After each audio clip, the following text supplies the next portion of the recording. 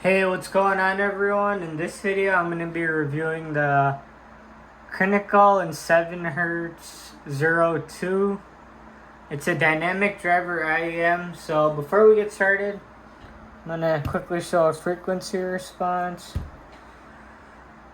So basically it's pretty Harman tuned. It has extra sub bass and then a little more mid bass and then a shortfall in the treble right around here on 4K, and then a lot of this treble part doesn't usually come across clearly on the graphs anyway, so yeah, just to give you guys a quick sneak peek at the frequency graph. With that out of the way, let's talk about the IEMs themselves. So this is a cable it comes with. It's a pretty plasticky cable. Nothing too excellent with the cable. Pretty average. And the fit is also decent.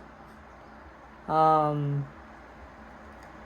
shape, I would say, is not the most ideal shape for an IEM, but I'm not going to complain too much. It gets the job done.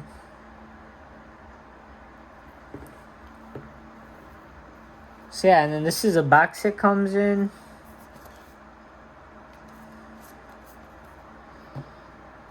So without further ado, let's talk about how the sound profile is for this IEM. So I would consider this, it doesn't really sound like a Harman tune IEM to me. Because it's very bassy and warm. So I would classify this IEM as like a warm, bassy IEM. Yeah, just like warm. It's like a warm IEM. Yeah, I would say, I wouldn't call it V-shaped, but I would just call it like a warm IEM. And we'll get into more details when I talk about everything else. So in terms of noise isolation, this doesn't block out the most amount of noise, but you get a little bit of isolation, just enough for you to block everything out, so outside sounds don't come in. And here's the dynamic driver. So yeah, let's talk about the overall sound quality now. So I would say, starting with the bass, if you listen to a lot of rock, a lot of hip-hop, or a lot of metal, electronic type of music, this IEM might be good because it's not fatiguing at all because of the way the sound profile is. You get a nice warm bass sound that's not really dry. It's very present, and it's kind of like the highlight of this IEM, just like a strong bass sound. So yeah, it's like perfect for people, I guess, who like bassy music and they don't want to sacrifice getting fatigued, or just a fun IEM. If you don't care about it sounding neutral or reference, this is like a good beginner's IEM for that. So yeah, I would say for me personally though, it sounds a little too bassy, where it could get in the way of some other things.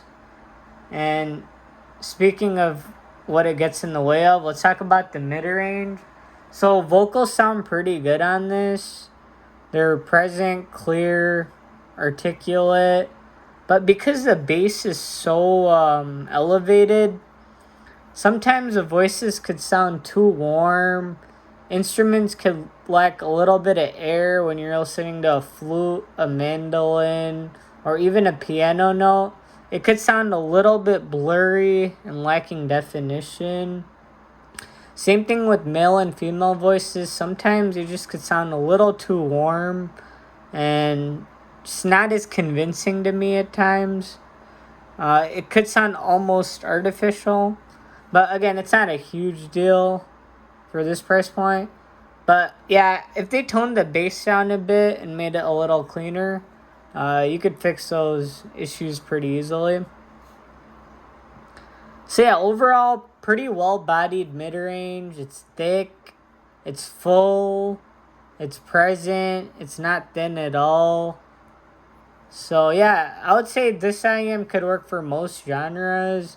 But if you do like a lot of instrumental music or clarity-focused music and you want to hear more clarity out of the vocals, you might not get that. But other than that, it's solid. And then now let's talk about the treble. So the treble, I would say, is one of the weakest points of this IM. It's very kind of rolled off. It's not too extended.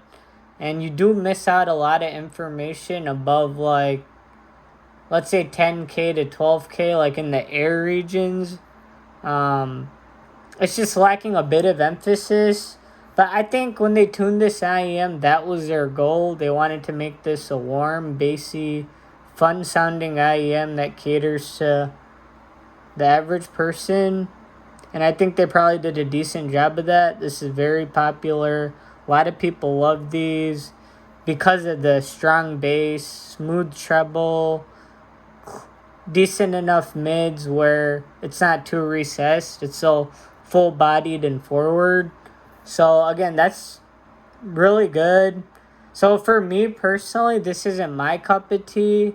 And if I had to rate it out of 10, I'd give it probably around a 7 out of 10 overall. For me, it's just not what I'm looking for. But again, if I describe those things that a lot of people like a strong bass, rolled off treble slightly, full-bodied mid-range, and it still sounds decent, like articulate enough, these are a great option. And yeah, the soundstage and imaging and detail retrieval, I would say, are pretty average. Dynamic drivers always have a hard time with some of those things anyway, so it totally makes sense. And yeah, overall 7 out of 10, still pretty good. It's only a $20 IEM, and I am reviewing a bunch of other IEMs, and then I'm going to compare some of the world's best IEMs you could find under 25 bucks basically. So I am doing a whole series on that, so stay tuned. If you like this quick video, please like, comment, and subscribe. And I'm back to making more reviews. Take it easy, everyone.